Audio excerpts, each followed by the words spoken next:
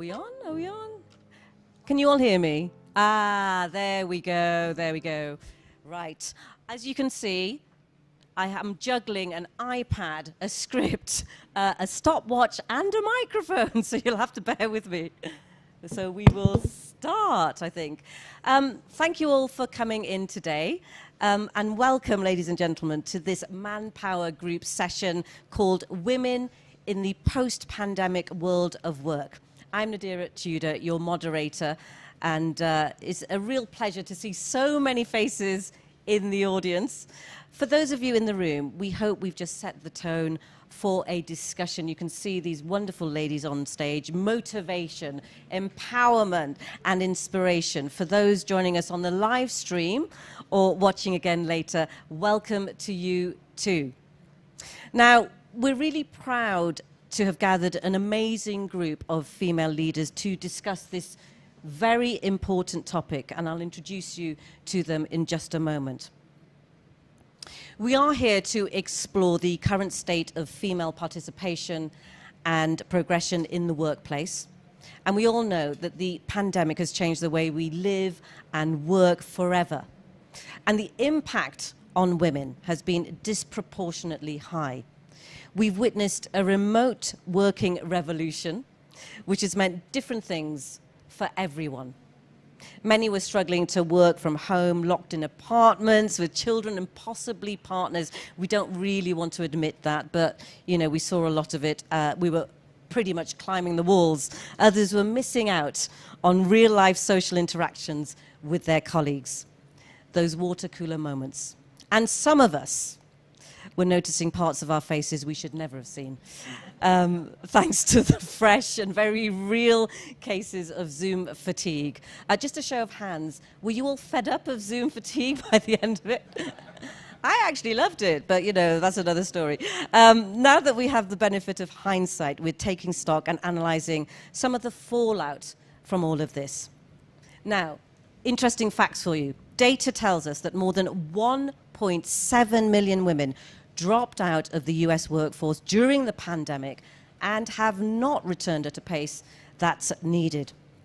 We need to reverse this worrying trend and find solutions to bring women back into the workforce and empower, and that's exactly what we're going to be exploring today. As you can see, I'm joined by an all-star, all-female panel. Becky Frankiewicz, I hope I've said that right, President of North America and Chief Commercial Officer of ManpowerGroup. Francine Katsoudas, Chief People, Policy and Purpose Officer, Cisco. And we have Silvana Koch-Merin, Founder, Women Political Leaders and former Vice President of the European Parliament. A big welcome to you all.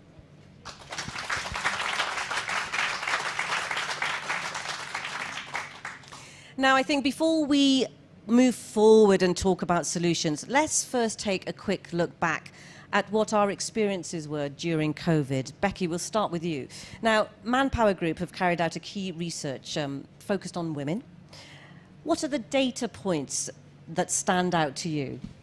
Yeah, so first, if you back up and say, why did we do this research? So we did it in several countries in Europe and in the US. According to the ILO, 50% of the population is women, 50% is men globally, but participation is quite different. So women participate at a 50% rate, whereas men participate at an 80% rate. So that's going into the crisis. What we found during the crisis, what the ILO found, is that women were disproportionately impacted on unemployment, about 1.5% higher than men, and they've not recovered. And so yes, in the US, that number translates to 1.7 million, but it's an impact around the world. And I'm just so pleased that all of you care enough to be here to have this conversation, because it is a question of economic contribution and economic growth for the world. So thank you for taking your time to be here for that. In terms of the research, so we asked women in multiple European countries in the US what they wanted from the future of work. And to one, bring them back into the workforce, but two, keep them engaged. And what we heard in summary is that women feel companies should be doing more. They're burnout, they're feeling undervalued, and in many cases, the word underappreciated came up. And so it really is a challenge. And so we went further and said, okay, so what do you want from this post-pandemic future of work? And they said, well, the first thing that we want is autonomy on my terms. So I want to be able to contribute for work that works for me. So women want work that works for them. Second, they want equality in pay.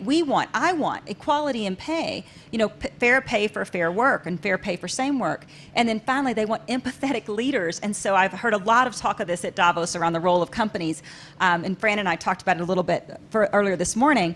But they want managers that actually take the time to get to know the challenges that they're having both in and outside the workforce. So that's the summary of the research.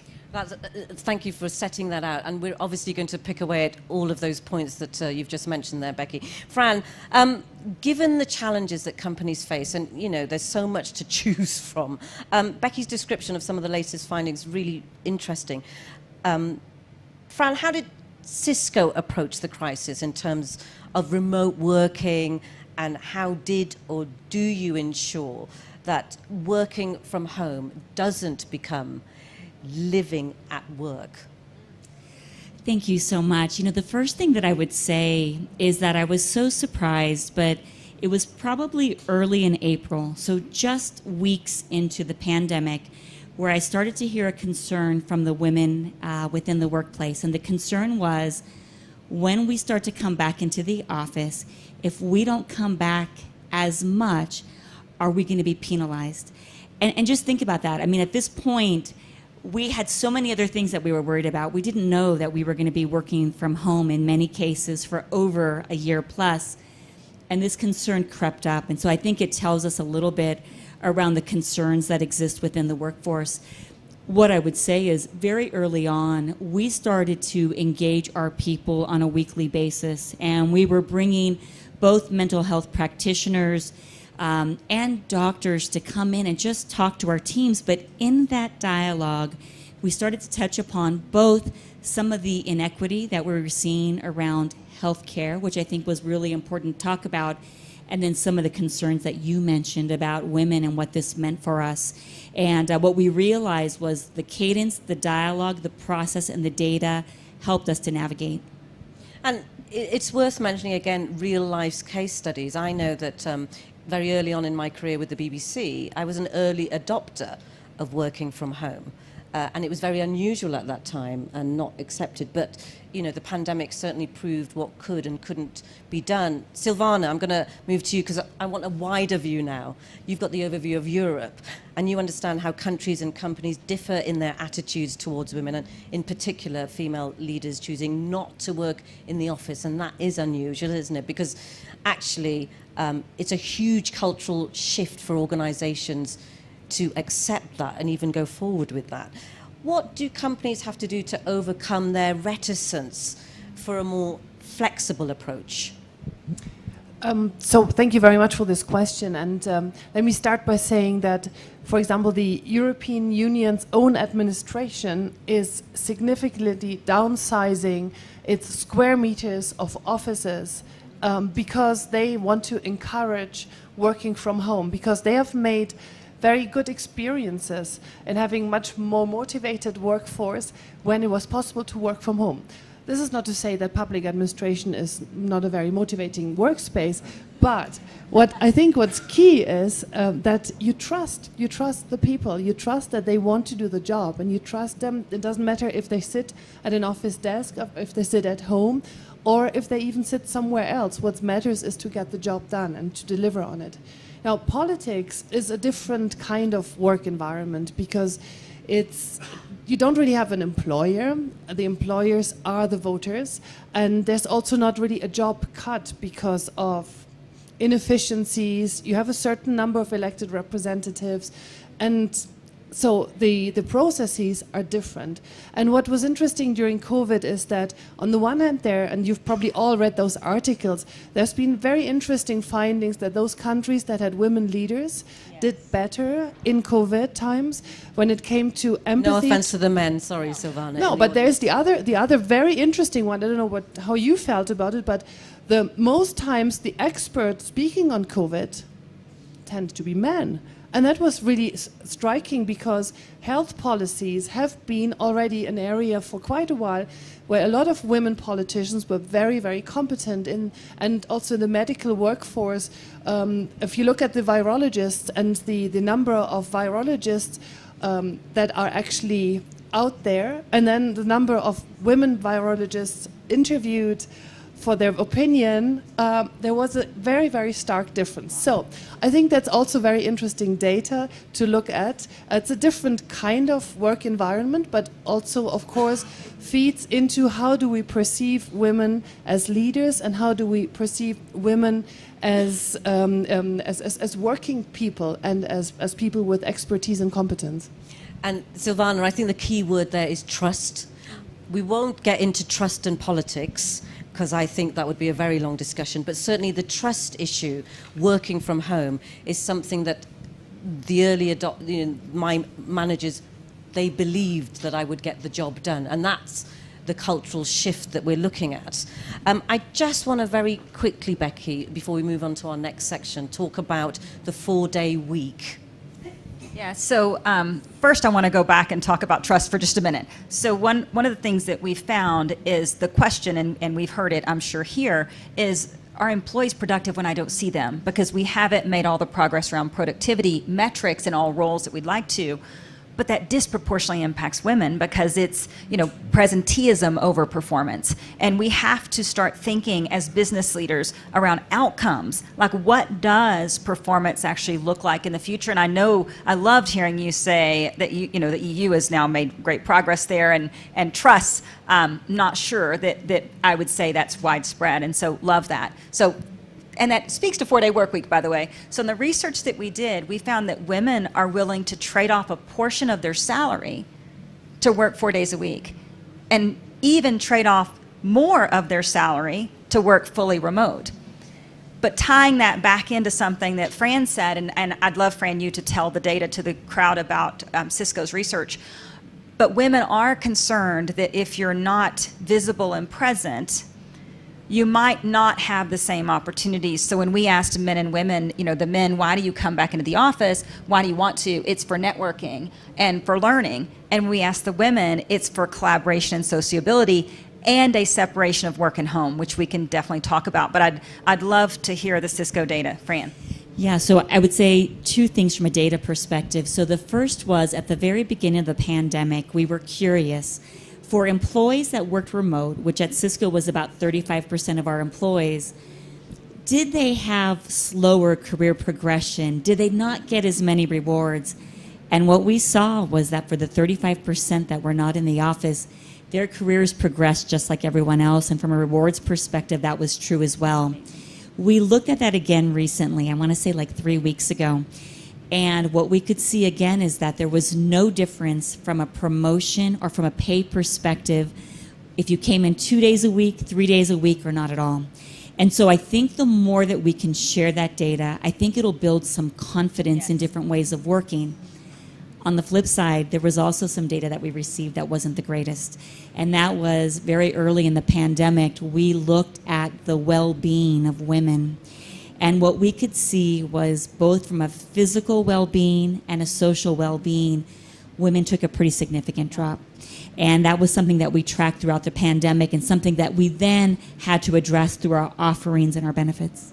Yeah, so personal story to burnout. I shared with my organization at the beginning of the crisis, I was having little mini meltdowns like every couple of weeks, and I didn't quite know why, but my whole life had changed. Like the security and the camaraderie and the routine of life had totally changed. But it was interesting because I shared that in a moment of authenticity. I won't say weakness. It was in a moment of authenticity. And then it opened up that whole dialogue in the organization, because if she feels like that, it's okay that we feel like that. And so I think we have to share those stories. And how wonderful as a leader that you did that, I'd like to say. It really is, because it just shows that it's okay to be vulnerable. And that goes for women and men in the organization. Yes. Now, let's move and explore the aftermath. And this is really important, of the pandemic and what happened next. Becky, back to present day, the stats of women not entering the workplace, which is how we began post-pandemic in the US, they are truly staggering. I was very, very shocked, and they're mirrored across the globe. Would you just briefly explain these figures? Yes, the question I often get, and I've gotten it at Davos a few times, is, why? Where are the women, and why did they drop out? So, if you take a moment in history, first, the industries that women were overrepresented in happened to be disproportionately impacted by the crisis. So it wasn't like anyone looked and said, okay, the women are going to lose more of their jobs. That wasn't how it was. It was truly hospitality and leisure, retail, education, childcare. Women were overrepresented in those industries and therefore lost their jobs at a faster rate. Some, and the 1.7 million, what's interesting is they have yet to come back in, because I'm still hopeful, into the workforce. And it is some have opted out for childcare reasons. And so the data around burnout that Fran was sharing, there's also research that we did that said in a 2-income earner family, so where there's 2 contributing partners, that 1 in 3 of the working women do 100% of the childcare, whereas 1 in 10 of working men do 100% of the childcare. Now, I will say, as a mother of 3 daughters, I have to own part of that, because I opt in disproportionately to some of that work. But still, it's staggering the amount of work we have at home and at work. So you can't say it's all childcare, though, because some women have dropped out because they wanted a change. They wanted a moment of a break. And so we really have to take stock in, why isn't work working for women?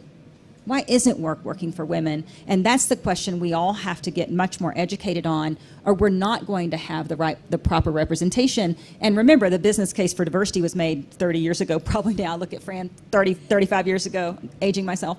But it's been made, and companies who have more diversity have better performance. And so this isn't just the right thing to do, it's an economic thing to do as well. And they are staggering. I'm not surprised. I'm sad to admit that we're still in that state, but it is pretty shocking at the same time. Silvana, I think it's important again to gain perspective across the pond in Europe. Are they recognizing that this problem exists? And what steps are you seeing so far to try and combat it? So you asking me, what is Europe doing to get more women into the workforce, or to get more women into politics? Because these into the workforce. Ask either. Well, no, because it's so. That's let me start with the interesting. second one, because very close to my heart as a former politician. Because interestingly enough, if you talk about politicians as being the representatives of the people, there is no one education that you need to do to become a politician. You don't need to study politics to become a politician, right? You need to represent people. You need to be ready to take responsibility and speak up on certain matters. This means these are things that are very, very close to women's hearts, because most of the people who are engaged, for example, in parental organizations at schools, these are women. Or neighborhood organizations caring about what's happening in the park, in the cemetery, in the street. These are women who get engaged. So what's the step that needs to be done to get into politics? And I think that's one way we need to consider, why doesn't politics work for women? Because women are very, very politically interested, and they are ready to take responsibility for decision making. And that, I think, is the link also to women in the workforce in general, because it took 10 years in Europe to decide on this directive that imposes an obligation on stock exchange listed big companies to have at least 30% of women, or the less represented gender, in the non-executive boardroom. And it was like as if we want to change whatever, like a massive thing. The emotions were flying so high, and my home country, Germany, was the one that's blocking it, has been blocking it for a long time until a different government now was in there. And it concerns only a couple of hundred women, but it's so important symbolically because this means that you have women at the highest level, and then they can help a top-down approach to also then change work environments and to make sure that recruitments to top positions are done differently, and also then change the culture of work and the environment for which would be beneficial for both men and women. And maybe just to add one final story, we have as an organization every November in Iceland a conference. And why is that? I came to Iceland in 2014 the first time, and I was so amazed to see women CEOs having 3 kids or more kids. Iceland is constantly on the top of the Gender Equality Index, Global Gender Gap Report of the WEF, but also UN Women's other gender statistics. And what was the big change there is that many years ago, the legislation on maternity, on parental leave, foresaw that women get 3 months and men get 3 months. And if the father says, actually, sweetheart, I don't take those months, you take it, I continue working for us, that doesn't work, it's just gone. The 3 months are gone. So this means for an employer looking at somebody in their early 20s, is the same to look at a woman or a man, because you just assume both of them will take this parental leave and are gone for 3 months. It also means that work at home, domestic work, is shared differently because the father is alone with a very small baby very early on. So, and that was a game changer for basically everything. Now that's difficult to imagine in most other places of the world, but it just shows it can be done. And it's a tiny country far away from everything else, but they do it and it works for them. I also have 3 daughters, and we agreed very early on that it's not that my husband helps me, because that would mean that I'm in charge, but that we're both as responsible, because my job meant I needed to travel more than him, and it worked for us. But I also saw that he got a lot of questions. He was in fintech, and there wasn't many other dads who had to leave early to fetch their kids at the kindergarten. So.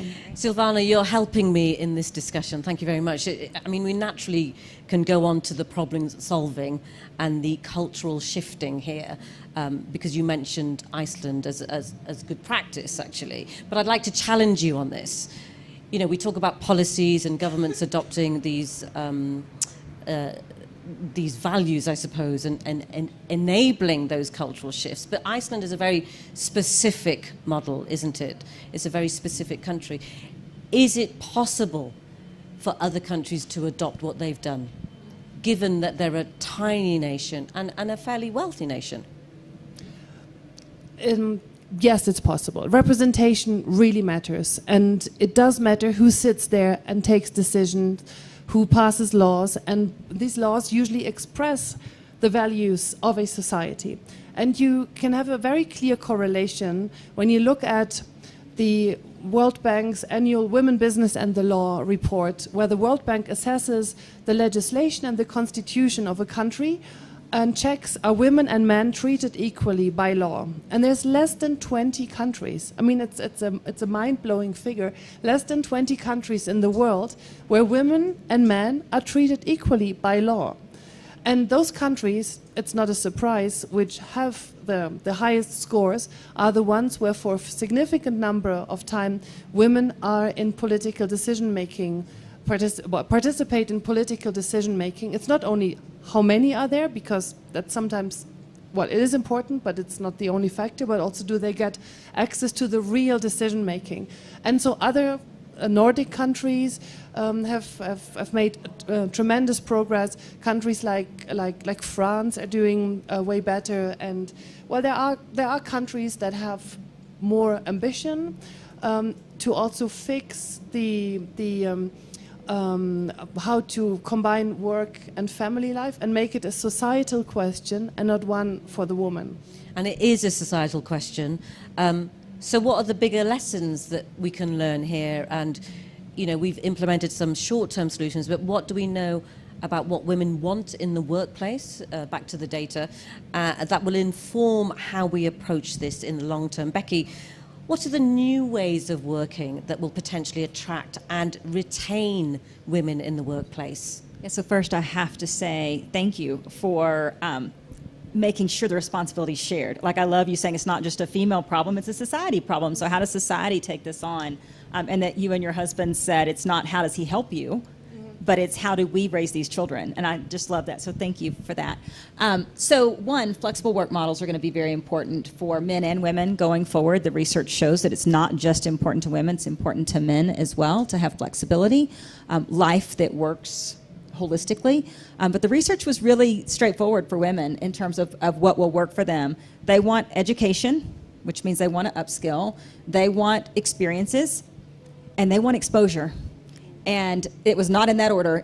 That is a random order, but that it's quite simple. No one's asking for a tilted playing field, just a level playing field. Where does Cisco stand on this? So the first thing that I would say is that we have to listen, because even within our demographic, within women at various ages, we also want different things. And so I think the first thing is we have to listen to women. We have to listen to what it is that they're looking for. We've recently done some research where what we're also hearing is that women, and I believe men as well, want to feel respected. They want to feel like the culture works for them. I laugh a little bit because if we went back in time and before the pandemic, if we told all of our employees, listen, just come in Tuesday, Wednesday, Thursday, that's perfect, our employees would have had a party. Like, that would be amazing. But now on a week-by-week basis, they want the ability to choose. And I think there's such a level of customization. And so that's something from a Cisco perspective that we think a lot about. I also feel like we have to be so much more agile now. In the past, we would think about a benefit program and we would implement it and it would run for multiple years.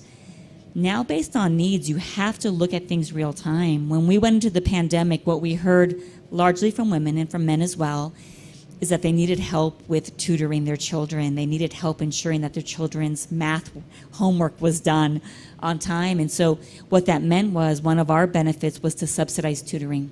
And so I think we have to have that level of agility. And so at Cisco, we did see that drop off in well-being. And we also, for the first time, started to see women attriting higher than men.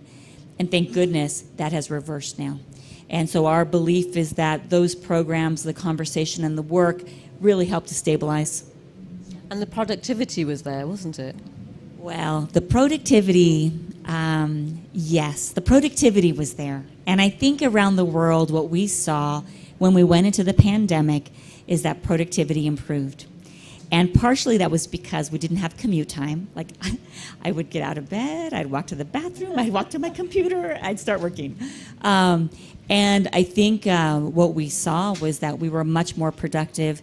But Nadira, what I would say is that I think we got to a place where we were a little too productive. And we could then start to see that impact from a well-being perspective. And there were many, many meetings where our CEO said to our employees, you need to step away. You need to take care of your family, take care of yourself. Sometimes just go for a walk. And I think that was an important message for us to share. I think that's incredible for an organization to acknowledge that they were being too productive. It's not often you hear that, is it? And something's being done about that.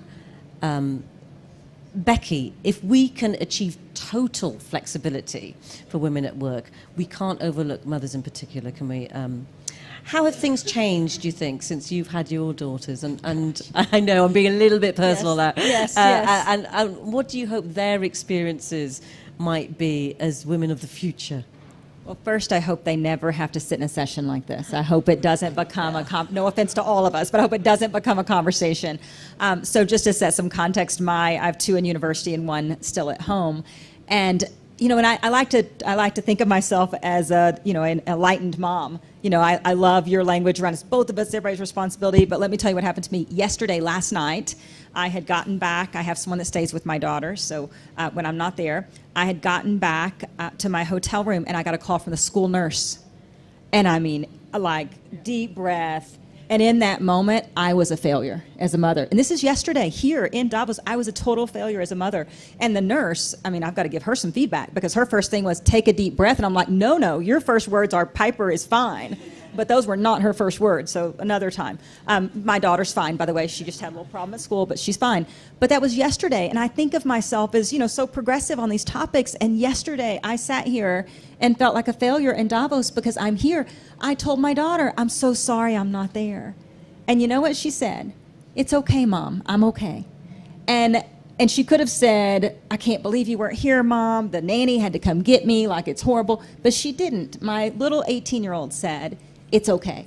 And so I think we all have to own our choices, but we also have to lead with some grace. And so I hope my girls see that from me, and I hope they manage in a very gender neutral way, because I think we've been talking a lot about women, but a lot of what we're saying is true for men. I mean, it's just truth. We all have lives that are outside of our work. So that's my hope for my girls. And they're all going to be like these two ladies, by the way, total, I'll use it, boss ladies that I get to sit by.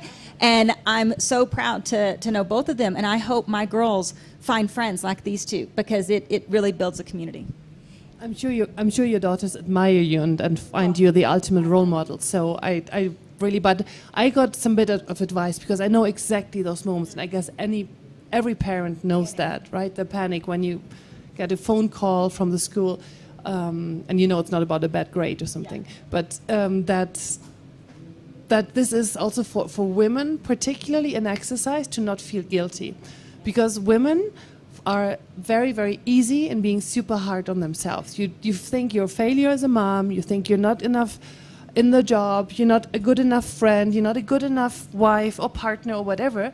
And that is one of those barriers, I think, that women, they should try to move them away as much as possible. We won't manage, and sometimes self-reflection is also really good, and that's why I'm always struggling with this bit of advice. Women need to be more tough and kind of say, I'm the right one for the job without reflection first, because I think that's part of the problem of where the world is today, that too many behaviors like that led to too fast or too unreflected decisions. So self-reflection is good, but not this sort of self-guilt tripping. And I hope my daughters, I've got 3 daughters as well, slightly, well, same pace, we just discovered that, but that they are a bit more resilient for that. I hope the same. It's so funny because I think what you see is the power in sharing these stories. I remember a trip where as the plane was landing and my text messages were able to come through, I got a text message that my daughter broke her arm. And I remember my first thought was similar to yours, like, how could I not be there? But what I wanted to say is, I think it is so important for our children to see our passion for what we do. Because I think what we all want is we want them to find that passion. And so in those moments where I feel like I'm questioning how I've been showing up and whether or not it's enough, I remember that if I show the passion, that hopefully they can find that too. And I know that both of you show that all the time. Do you know, I just want to thank you all for those very emotive stories, actually. And I was watching both of you as Becky was telling her story, and I could see the emotion. Thank you very much. So you've given a lot of good advice on what we should and shouldn't be feeling, and the guilt is there, of course. But how do we go forward? And Becky, you said before that it's critical to support other women. And that's what we're trying to establish here today. What's your personal experience if we look at mentorship? Yeah, so you say support other women. I think it's important to support each other. I mean, I've been the benefactor of many, many men and women who have poured into me, who took bets on me, who saw things in me that I didn't see in myself.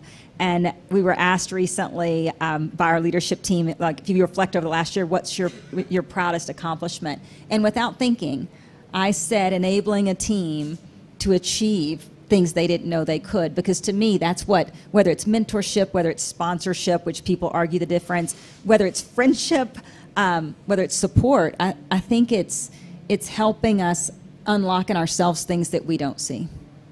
Fran, I want to ask about you. How seriously is mentorship taken at Cisco?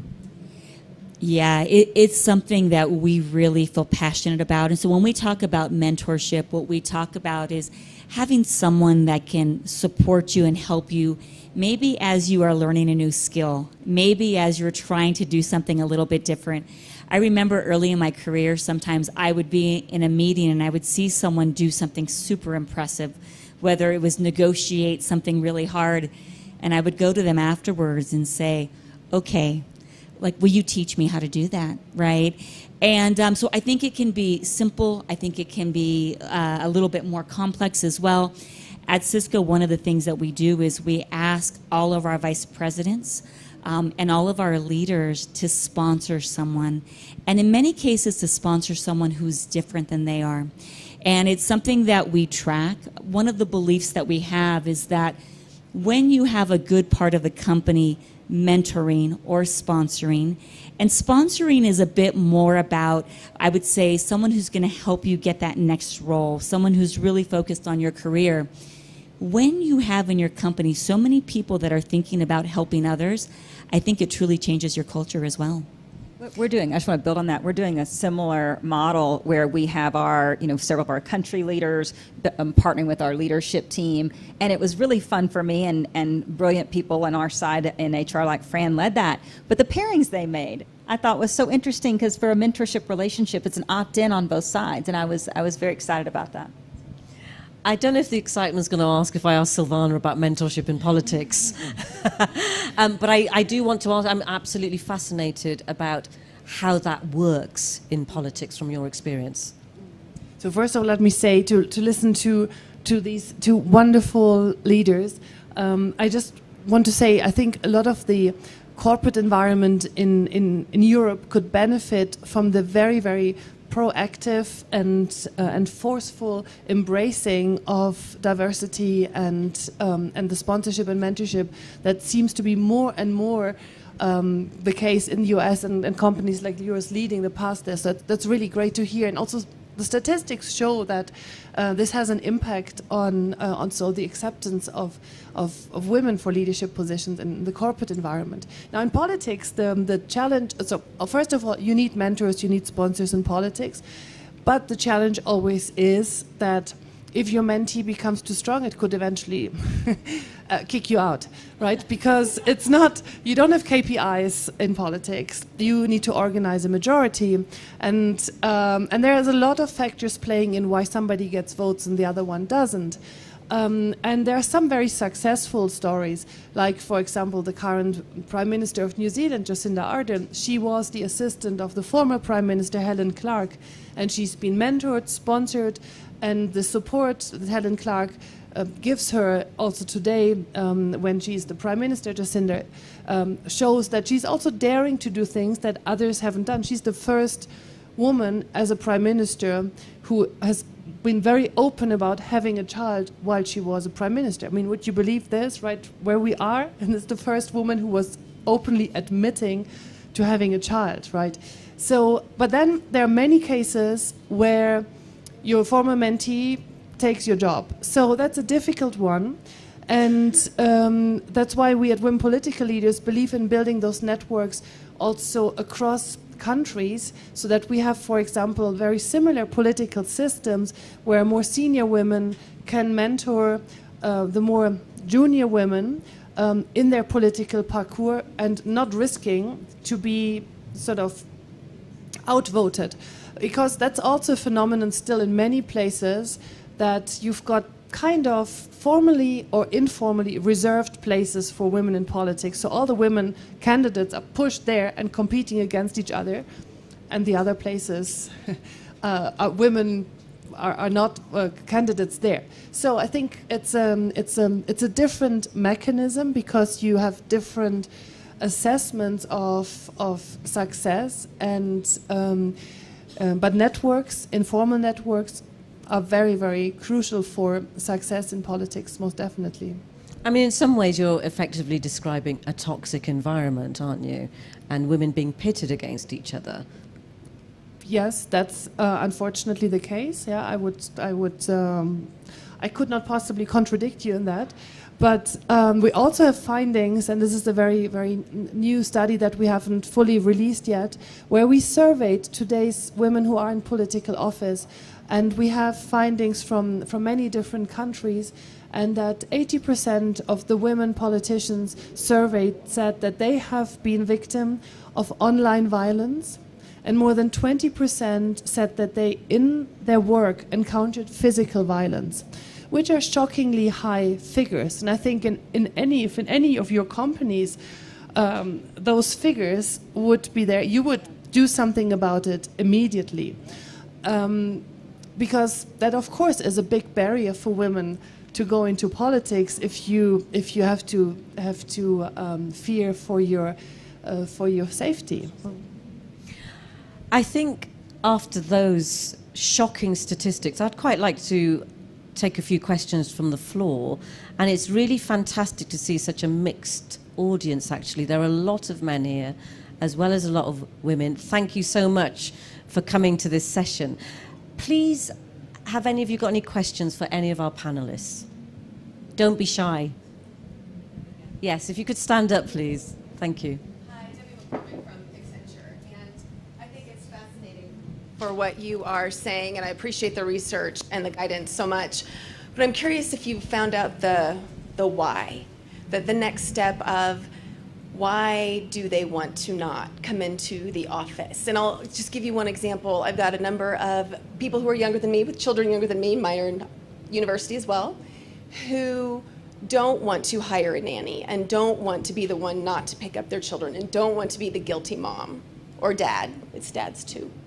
So what do we do then? Because if they're doing that, then they're not working. And how do we engage them still? Yeah, well, I would say, but they can be working pre-pandemic. You know, Fran's right. People wouldn't have believed us if we said, hey, only come in Tuesday, Wednesday, Thursday. But one of the gifts of the crisis has been flexibility for all. And yes, you know, in many cases, the job has to be done on location. Not everybody can work remotely. That's a knowledge worker phenomenon.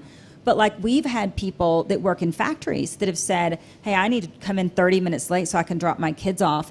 And that answer is yes. And so I think that women would come back. I was asked this morning by a reporter, you know, if they haven't come back, why do you think they will now? And I said, because they would come back to a different workplace than they left. And so I think the flexibility is there now. When they left, it wasn't. Becky, if I could add one thing, I don't think they necessarily come back for work. And what I mean by that is, if we are asking them to come in and sit in front of their computer and do email, men and women are going to say, I can do that from my office. And so something that we're talking about is we all have to figure out how to make the office a magnet and not a mandate. And I think the way that we do that is, one, we focus on the work. We think we get really clear about, hey, for this particular type of work, we're best when we're together. I think when we tell our people that, they come in. But I think a little bit of the challenge is we expect people to work the way they did before, and we all know better now. Yeah, I would also like to really echo what you say, is that a job has to have a bigger meaning than just earning money, that there is a purpose connected to it, and that you feel part of a community. And there's so many other aspects that are positively connected with working, that we reflect on this and find back on this. There's this wonderful story about the cleaner at NASA, right? Who when asked, what's your job? Are you are you cleaning the workspace? He said, no, I'm helping to send the astronaut to the moon. And so to really to be part of something bigger than yourself is really, really uplifting, and that work can offer that. That's the value, isn't it? And the appreciation. We've got time for another question, I think. Please stand up. Oh, thank you. Yes, please stand up and off. There you go. Thank you. Hi. Thank you. Nancy from the Kudelski Group. So I noticed when the pandemic hit, I must say the women in my actually across the organization had a really hard time balancing things, and I think that was clearly what some of those numbers were saying. But now that we're back, I'm finding that a lot of the women in the organization are really struggling letting go. So they were having a hard time because they had so much more loaded onto them once they went home and tried to work from home. Now they're coming back, but they're having such a hard time letting go. And I wonder have you seen that as well? So I'll just say our data showed exactly what you said, and one of the reasons, so to your question as well, one of the reasons women say they want to come back is socialization, the collaboration, but also the separation between work and home. And so that, we know that there's a little bit of break that comes if you leave the home place, and so we know that's one of the reasons why women are coming back. I know, Fran, you were ready. Yeah, I was just going to say that something that we did early on that was really helpful was we brought all caregivers together to just talk about what they were going through. And I think hearing some of these same challenges made it easier for some of our caregivers to transition. And the only other thing that I would say is that some of the research that we just have done with the female quotient shows that when we feel resilient in our home life, that shows up in work and the reverse. And so what I think that means from a company perspective is when we have conversations, I think we have to feel comfortable talking about the whole person and not just the work part of what we do. And hopefully in doing that, we help everyone navigate through this next stage. And I don't think we're done. I think we have many more stages until we find the magic way for all of us to work. Thank you both. Well, one last question from the gentleman there. Thank you. Thank you very much. Jonathan Wright, IBM. I call myself a feminist. I would say 15 years ago, I stood up and said, I'm fundamentally a feminist. I find it quite relatively comfortable to live a lot of the values that we've talked about: sponsorship, mentorship, equality, autonomy, empathy. I get that. I'm pretty proud about what we've got. My question to you, and I think, Fran, you said it's really important to understand different life stages. We've spent a lot of time talking about motherhood. Motherhood goes on through many stages. Mainly we've been talking about care. When is the right time, and how are we going to talk about? That's a really good question. Fran, do you want to start with that, actually? So thank you. Thank you for even asking that question, and thank you for saying that you're a feminist. I think for all of us, hearing that is just amazing. I was on a panel yesterday where we were talking about period poverty, and we were talking about those places in the world where girls don't have the products that they need to go back to school. And I was just reflecting on the fact that we were having these conversations. I'll be honest with you, I don't hear the menopause conversation whatsoever. However, you asking this question is bringing it to the table, and I love that. I think what's happening at the moment is that we take some of these issues and we manage them one-to-one. And I think there's goodness in that. And in addition to that, I think we need to have that broader discussion and talk about support. So thank you. Thank you. Silvana.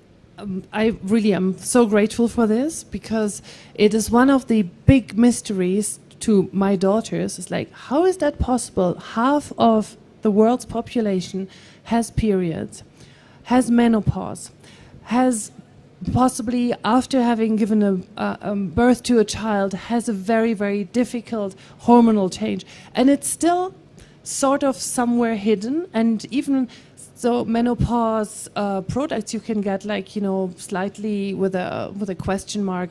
It's not big advertised. It's not, and also in countries where women have access to period products, it's usually not called period products. It's like women's hygiene or some kind of nonsense terminology. Not just calling it what it is and making it bringing it to this, and because, yeah, I mean, let's face it, half of the world's population has this. So I think bringing this into mainstream and removing the stigma from it is a huge, huge job. And I think that's partly also the next generation's big passion. If I see all these wonderful young women activists on period poverty, and we need this for menopause as well, absolutely.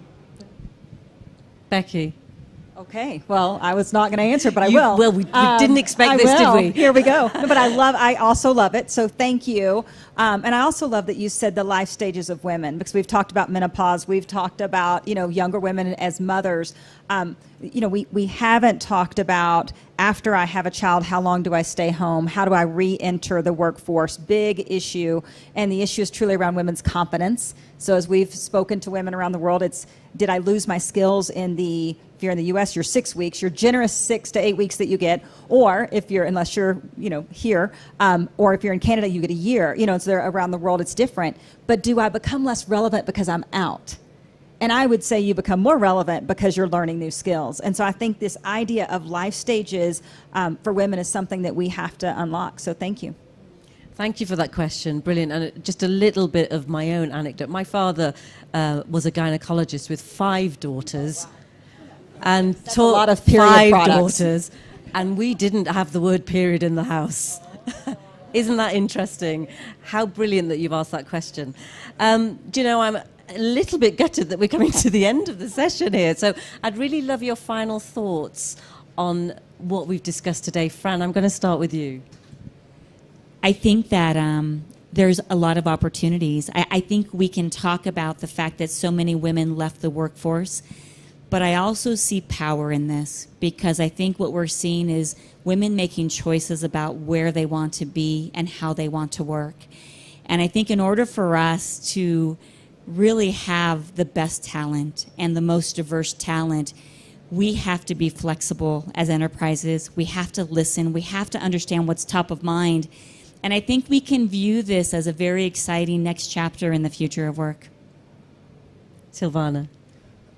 Let me share this optimism by saying that COVID really gave the insight to all of us that A, nothing is granted, and B, we can adapt and do things completely differently to what we thought we would do. And that offers so many broader perspectives and also opportunity to just look at problems with a bigger on a bigger scale, a bigger picture, and also think of solutions that might have not been possible to think of or to be proposed as a solution than pre-COVID. So I think that's an opportunity that we have post-COVID. Becky. And I'll close with this concept of the holistic person that Fran mentioned earlier. So now we're looking at whole people. One of the, I think, dramatic contributions that women can make as we talk about caregiving is caregiving in the workplace as well as out of the workplace. And I think we as women have learned we're a linchpin at home and we're a linchpin at work. And we now have to take the power that is being offered to us through flexibility and own that and make those decisions. And I'm going to tell myself that about my guilty moment yesterday. Well, I think you'll all agree that this has been a fantastic Manpower Group session on women in the post-pandemic world of work. Really insightful. Extremely important to be able to discuss this subject so openly here in Davos. A huge thank you to my wonderful guests, Becky Frankiewicz, Francine Katsoudas, and Silvana Koch-Merin. It's been an absolute privilege for me. I've been your moderator, Nadira Tudor, and thank you all for joining us. Thank you.